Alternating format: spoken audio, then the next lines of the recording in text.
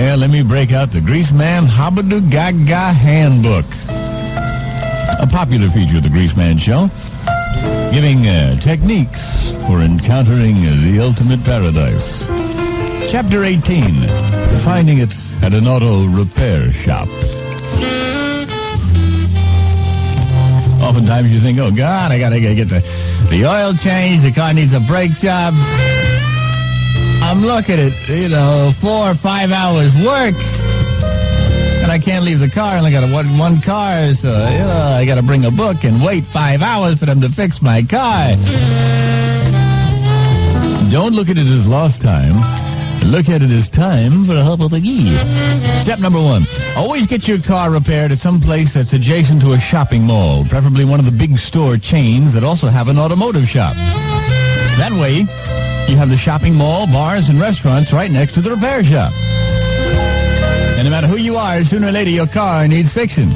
So you drop the car by late in the afternoon, and sure enough, you just sit there in the waiting room. Well, you won't have to wait but about half hour, 45 minutes before some good-looking thing comes in, probably driving a Volkswagen Beetle or something. She'll need a similar amount of work. You see, the great thing about going to these big chains is that they can work on 15, 20 cars at the same time, so there's always a lot of people waiting.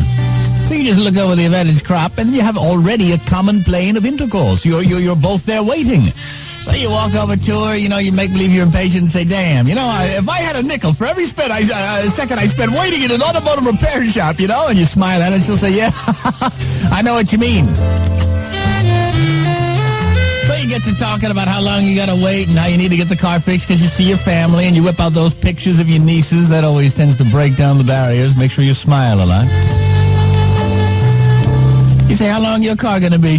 She'll say, well, they said a couple hours. You say, me too. Tell you what, I saw a little bar up there in the mall. Why don't we walk up there, at least have a drink anyway? It's better sitting in the mall than on these hideous naugahyde grease-smeared chairs. And by then you've laid the groundwork, so she'll at least go to have a drink with you. So you sit in there, you knock down something really potent, Knock down a couple of those babies, and then you say, come on, let's go for a walk in the mall. So then you have the whole mall, and you can go in and out of the stores, and you're slightly tipsy, so you're laughing a lot, You try on weird hats in the men's department, does this look like me? And she giggles. And she tries on weird things. Of course, all the store clerks are looking at you, too, like you're crazy, but you're building familiarity. The Salvation Army man will be there ringing the bell. You try to, you take out some change, and you both try to throw the change in the bucket from 10, 20 feet away. Yay! You're laughing. Put your arms around her when you hold up a sweater on her. And then you end up in one of those stupid novelty shops and buy her a little puppy with a head that moves or something to remember this day. And then you throw in the old crap about it must have been fate. You get your brakes fixed the same day I'm here for a muffler, it must have been fate. And then you go back and wait. By this time, you're old buddies. It's time for dinner. You get your cars fixed. You shoot into a nice place, a little more intimate. You have dinner. And then you close on that thing.